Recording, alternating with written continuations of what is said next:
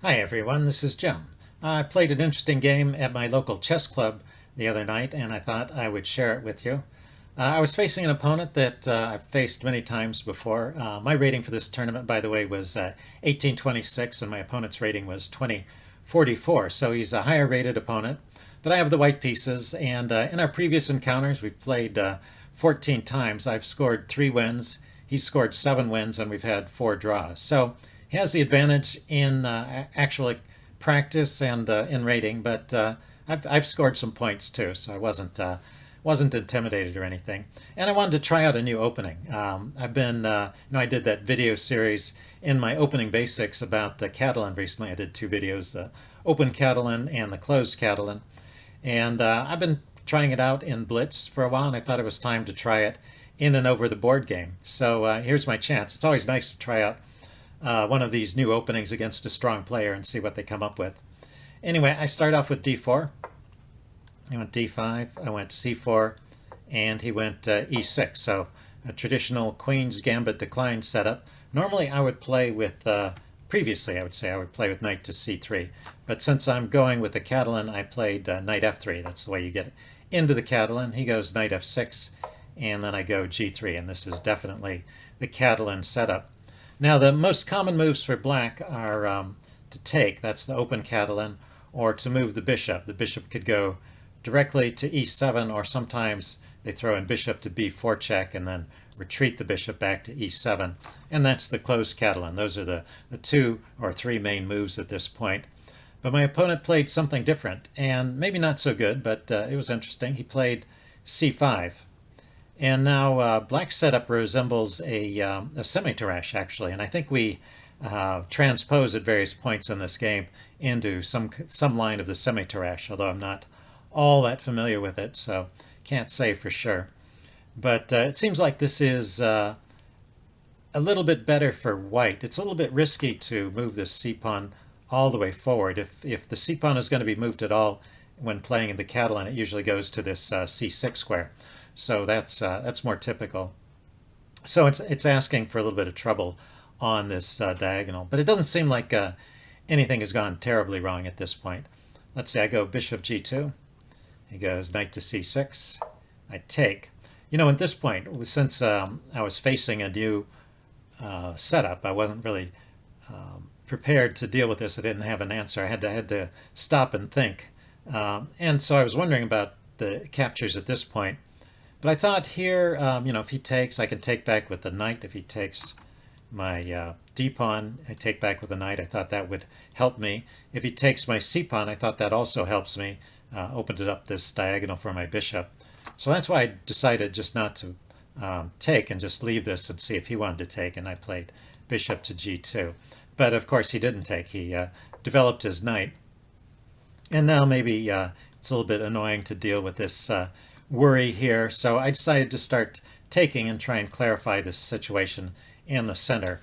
All this seems to be okay. He can take with the pawn, maybe that's slightly preferable, but he took with the knight, and I just castled. I thought a little bit about the move e4, but that doesn't seem to work out so well. So for example, if I had played e4 here, he could just retreat this knight back, and then I have to worry about this pawn, and I'm not in a position to push it forward.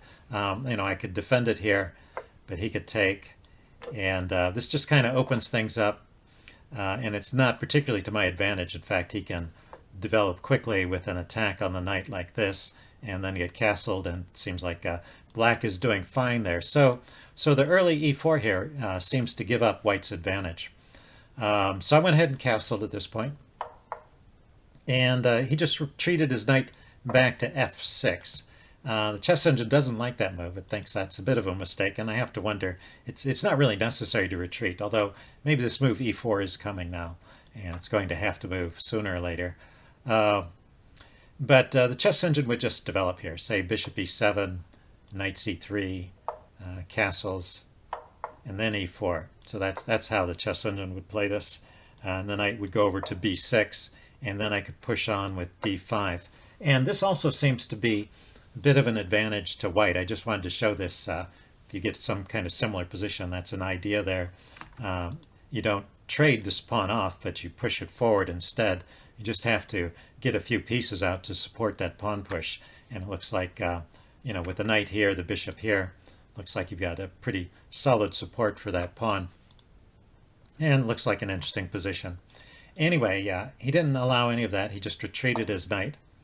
And I decided to take on c5 here. If he trades queens at this point, I'll develop a rook, and I'll be a little bit ahead in development. He hasn't castled yet, and he's still got to move his bishop out. Well, no, actually, the bishop will be coming up pretty quick. But yeah, I think I'll have a couple of steps in development, so it's probably good for me. So he didn't take. He just took the pawn here. And then technically, I looked at this later with the chess engine. Technically, the best move is for me to take the queen. But I didn't think this was an especially attractive position. He would take back with the knight so he can still castle.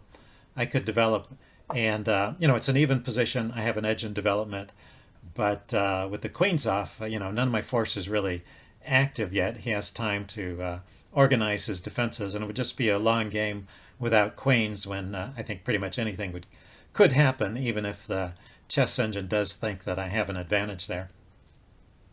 So anyway, I didn't play that way. I played queen c2, kept the queens on, and I thought this was good. This actually is a good move. The chess engine just slightly preferred the exchange. You're developing a piece, you're hitting the bishop here, so he's got to do something about it. He could retreat the bishop, but he decided to play queen to b6, and this gave me some new ideas. I'm thinking about bringing this knight here and coming to this square to trade off that dark squared bishop. But I didn't like his knight coming into b4 here.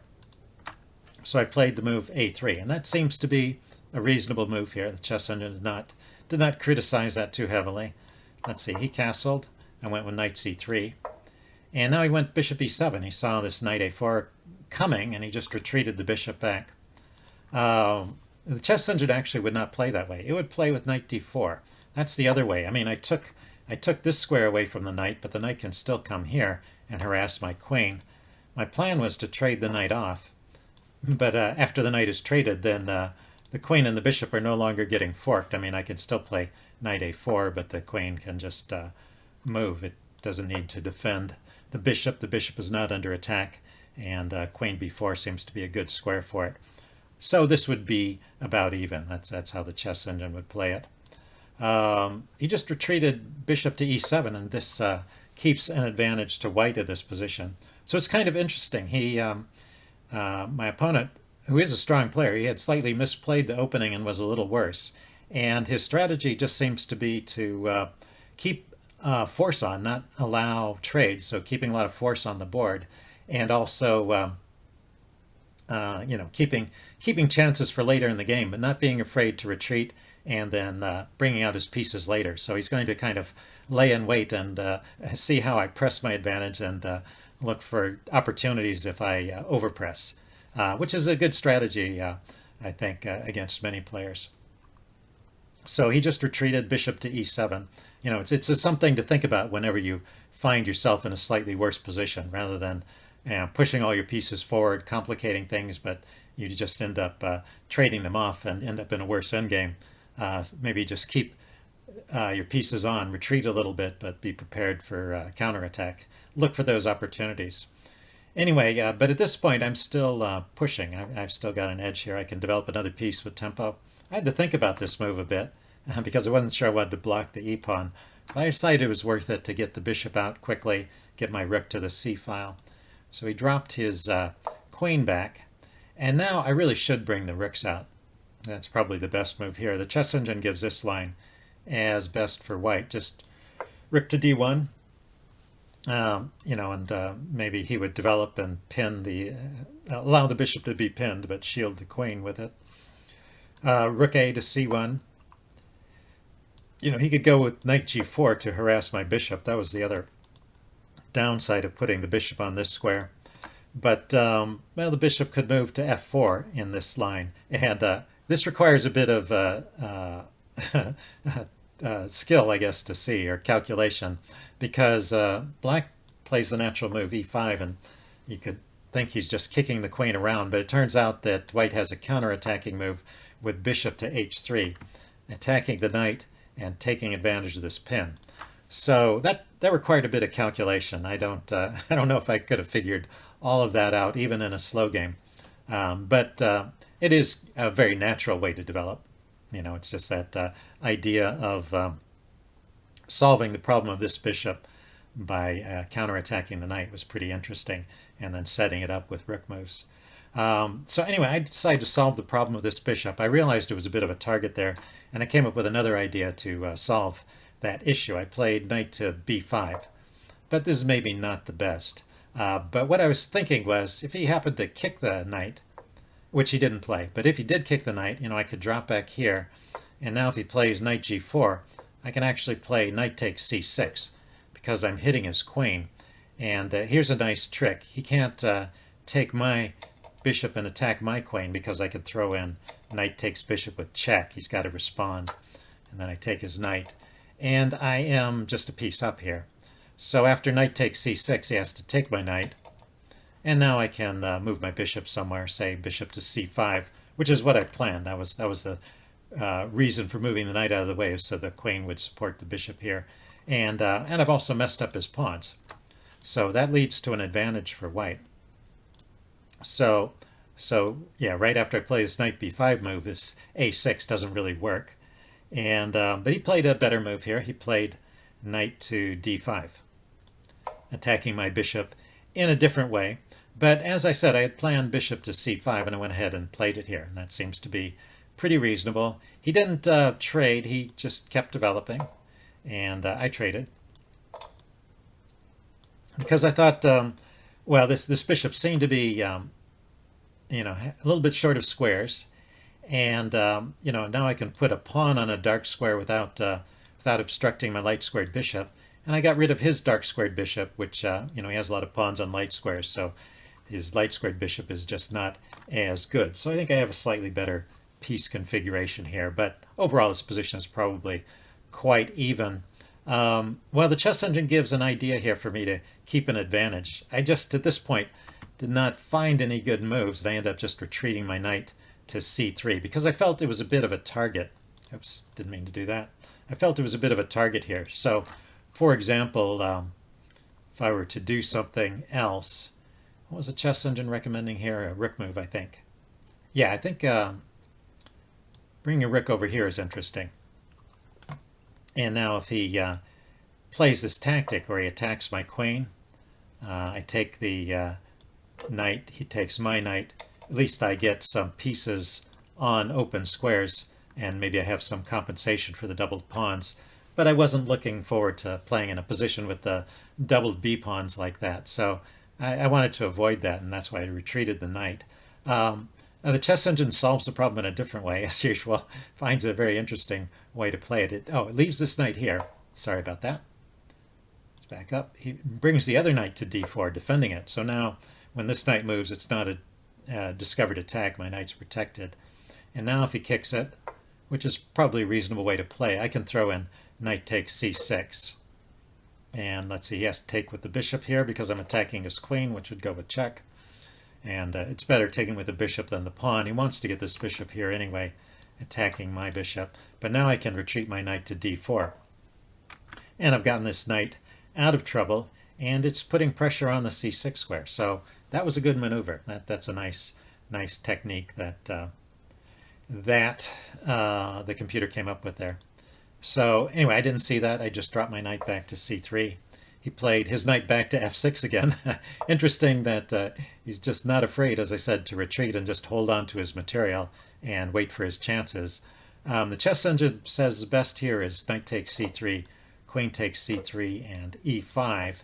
And it says this position is pretty much dead equal. So, so the opening advantage is pretty much gone after I play this knight c3 move, and it's about an equal position. But, when he retreats, then I still have some kind of edge here. And now I start doing some normal moves. So I bring a rook to the center. He does the same thing. Bring another rook out. He does the same thing. And I play knight to g5. I'm going to maneuver this knight around to the e4 square. He kicks it with h6, and I just get to e4 immediately. Yeah, I was thinking it was useful to try and weaken his defenses a little bit, or perhaps, if he allows it, drop a knight into the d6 square. So he prevents that second idea. He prevents knight d6. He drops back. And so I go ahead and take off his knight here. And he takes back with the queen. And then I play e3. I was kind of running low on ideas. There was still plenty of time. This game was played with a time control of a game in 2 hours with a 5-second delay for each move. So a pretty reasonable time control. And we were only about halfway through it at this point. We both had an hour on our clocks or more. So plenty of time to think about it, but I just could not find anything great there. And in fact, the chess engine gives e3 as one of the better moves in this position. So, sometimes you just have a quiet position and you just want to play a move that improves things a little bit. Now I don't have this loose pawn on e2 to worry about, and it's not really in the way of anything. It's out of the way of the bishop, and it's out of the way of the knight. Maybe I can even get a piece on the d4 square if he moves this knight away. So it's a reasonable move. He played a6, preventing my knight from hopping into b4. I played queen to b3, so I'm thinking of putting a little pressure on the queenside pawns here. And still, I've been looking at ways to try and get some coordination going with the rooks, the queen, and the bishop here on this light squared diagonal. He has managed to get his rook away from the diagonal, so that's a good step that's progress for black as well. Let's see, he dropped his queen back to e7, wasn't doing much on f6. I decided to go ahead and exchange. I had an idea here, and I need to trade off one pair of rooks to make this work. And let's see, it worked out actually pretty much the way I calculated. I took, and he took back with the rook. I think that's best. He doesn't want to take with the queen and give up this pawn. And taking with the knight is probably a little bit slow. So taking with the rook makes a lot of sense. The rook is on an open file there after all. And then I played the move knight to a4. Now this is okay. It's not a bad move. There are many other alternatives here. You could play something like h4, just giving yourself a little space on the king side. You could also bring the knight back to e2 like this. Also with the idea of, one of the ideas of moving the knight is to try and open up some coordination between the pieces here. Although his knight is solidly defended here, so I'm not really threatening anything just yet. But I was kind of wondering if he would go for this tactical sequence, because I saw that this knight is potentially loose here, and he might be tempted to play the move knight to a5, kicking my queen and forcing it to move and maybe trying to win that knight or get my queen to an awkward square. And I'd calculated this sequence, and I thought it was going to be okay for me. And he actually played into it. He played knight a5. I just want to point out the chess engine thinks knight e5 is a better way to play. And there doesn't seem to be any big follow-up here. I can't take the pawn right away because this is hanging. And if I make a move to secure that knight, then he has time to play b5 and protect his pawn. So I'm not winning any material here. Let's see, I suppose I could try knight here, but he could still move the b pawn forward, or I could try something like knight b6 to try and keep his queen side backwards. Anyway, so all these lines seem to lead to pretty much an equal position, I guess. So anyway, in this position, black played the move knight to a4, hitting my queen, and I played the move queen b6, which I had planned out. And now he took the knight, and I took his knight, and then he dropped his bishop back to b5. And so this position actually turns out is good for white, but it's because of a tactic I didn't see. So here's your chance to spot a move that I missed. So you're white. What's the best move here? Okay, pause the video if you want some time to think about it. I'm going to give the answer away now. So the best move here is bishop takes b7. Yeah, the queen here is overloaded. It's defending the rook, and it was defending the b pawn, but my queen was already attacking his rook. So he can't take my bishop, or I'll just take his rook. So it's a free pawn, and I should just grab it. In fact, that was kind of the object of my play in the previous moves. So it's a bit ironic that I missed that. But I just didn't see it, and I played the move queen to b6, putting more pressure on the pawn. And this was the position I thought would be good for me when I was calculating that line. Thought I had some pressure and some active pieces, but it's really just equal. There's really not much left of my opening edge at this point. He just defended like this with rook d7. And so I was kind of searching, I had the feeling that I had some kind of edge, and I was looking for some kind of way to realize it, and I think I just pushed a little bit too hard here. So I was noticing there's these tactical ideas. There's rook c8, and there's bishop here, and that would be a very quick mate. But, well, it doesn't work in either order. If I bring the bishop out first, he can just block it. Or if I give the check first, he can run here, and then I can bring the bishop out with check, and then he can push this pawn up. And then I also have to worry about his rook on the open file coming around and attacking my king. But I saw some defensive ideas, and I decided to go ahead and play this anyway. So I gave him the check. He went here, and then I played h4. This was my defensive idea. So I didn't check with the bishop immediately, but I got myself an extra space for my king, because if otherwise the check here would force me to block with my bishop, and his bishop is already covering the square, so I had to play this part carefully. He went queen f6. He didn't come in with a check right away, but he's preparing to create some extra pressure against my king by putting the queen there, looking at the f-pawn. So I threw in the move bishop to e4 check now. He blocks, and then I dropped the rook back to c2. And I thought this actually held everything. Actually, there's something in this position that we missed, both of us. I needed to bring my rook all the way back to c1, and then he could penetrate with rook d2, and I would have to play a move like f4. So white is better in this case. My adventure with rook c8 check and bishop e4 check and h4 just does not work for me. It leads to a better position for black in every case.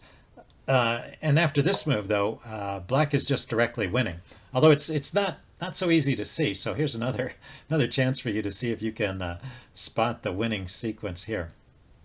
Not so easy. This is a hard one. So if you want to think about it, be prepared to think for a while, because neither of us found this during the game.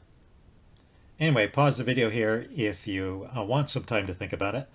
I'm going to give the answer away now. So it starts with the check. You might have figured out this much.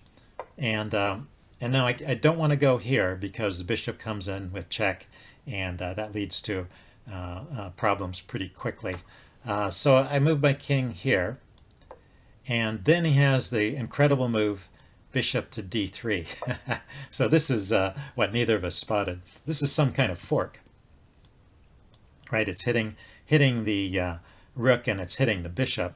And if I don't do something about it, I'm just going to lose material. But the problem is if I take the bishop and the queen comes in here to f3, and there's no avoiding mate. This is a position where mate is forced in a few moves. So that is just all over. So pretty neat little fork, taking advantage of the fact that my bishop is basically pinned to this diagonal. Well, fortunately for me, he missed that. And he played the move h5. So I thought I thought he'd just kind of run out of ideas. I mean, I have this pin on this pawn, and I thought he was playing this defensively because I was thinking of pushing on to h5, and so I could take here and weaken his king side some more. So when he plays h5 first, that just stops that idea. And but he had another idea in mind I didn't quite spot. And I had this pressure on the pawn here, and I decided it was time to cash in. He's moved his queen away. He just played a defensive move here, and now I think it's safe to grab that pawn. So here's a little tactical quiz for you. Is it really safe to grab that pawn? Okay, yeah, pause the video here if you want some time to think about it. I'm going to go ahead and grab that pawn now and see what he played here. And it's a pretty simple tactic, so if you haven't spotted it yet, you should really be able to find this one. So yeah, pause the video and look for it. Okay, I'm giving the answer away now. He came in with a check again, and I went with king to h2 for the same reason. I didn't want his bishop to come into f1 with check on my king and have him gain a tempo here. But he played the move bishop to d3 here. And then at this point, it's just game over. I had seen this bishop d3 move before, but before he played his rook out, if he plays bishop d3 here, I can move my rook to the side and still defend everything.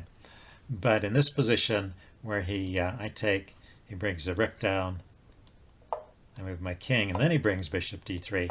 He's taken away this square, so now my rook has no squares on the second rank here, and I can't stay in touch with this pawn. And so this is critical. Best play here is queen to c5 according to the chess engine, but he will just take. I'll take. And then he can go here and start going after my pawns. There's this clever idea here of putting the rook this way and exploiting the pin here and winning the b pawn. So he's just up in material. He's going to get a pawn back, and he'll just be up the exchange. Well, maybe I'll get a pawn here too, but black is winning in this position. So I didn't want to go for a position that was simply winning. So I tried to complicate things here. I played rook c7, which is not the best move, but it was interesting. He played queen takes f2 check, and I blocked with my bishop. This was my idea here.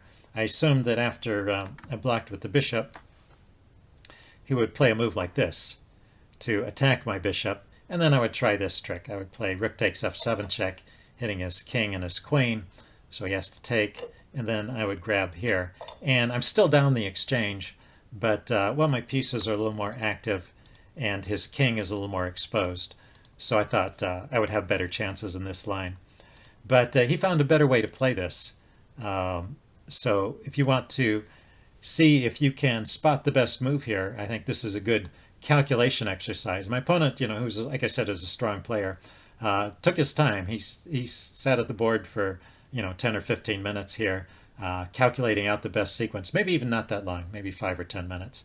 But if it takes you 10 or 15 minutes to calculate out the best sequence here, it's a solid investment because you can finish the game at this point. I'm not going to pause the video. I'm going to give the answer away here. And if you want some time to think about it, you can pause the video. Okay, he played the move queen g1 check. And this is actually a forced mate. So I move my king to h3, throws in bishop to f5 check. And of course the king has no moves, so I have to move the pawn. Bishop takes check. King goes to g3. And now the final move of the game was queen to e1 check. And I resigned. So these squares are taken away. And if the king comes back here, then queen takes pawn leads to mate. And if the king goes forward, then queen to f2 check leads to mate. Let's see, I can interpose and he can play the queen forward so I can put off the mate for a few moves. But if I step to the side here, he has this move, queen here check. It doesn't matter if I move to this square or this square. Between the queen and the rook, I am just mated in the middle of the board like that. So anyway, I thought it was a nice game. Didn't finish out the way I had hoped, but well, a couple lessons from this one. First is, I think my process for preparing for a new opening and trying it out, I think that was a success. I had a good position out of the opening. What I did was, I studied the opening a little bit while I was making those YouTube videos, and that included, the looking up the lines in an opening book, and also looking up some games by strong players to see how they played the position. And then I tried it out myself in some blitz games, and then I felt like I was ready to try it in an over-the-board game. And so that seemed to work pretty well. Another lesson is that, a strong player is going to find ways to stay in the game. He played seemingly very passively in the early part of the game, but really he was keeping his material on and keeping his chances alive and just waiting for those slip-ups where he could get into the game. So that's a solid lesson for you, especially if you find yourself behind in a game and you want to turn it around. Sometimes just staying alive is half the battle. And then the third thing I pointed out, or wanted to point out, is there were a couple of mistakes I made that were kind of interesting, I think. And I did a whole series recently, not recently, a while ago, about chess mistakes of an A player. And this game had a couple of candidates for that. First of all, failing to take on b7 when I had the chance, and then secondly, taking on b7 when it was no longer advisable. Those were two of the big mistakes in this game. So this game had a couple of positions that would have made a nice contribution to that series on chess mistakes of the A player. So anyway, I'll include some pointers to that series and to those Catalan videos at the end of this one. You can follow the links if you're interested in them. Anyway, I hope you enjoyed this one, and I will see you all later. Bye.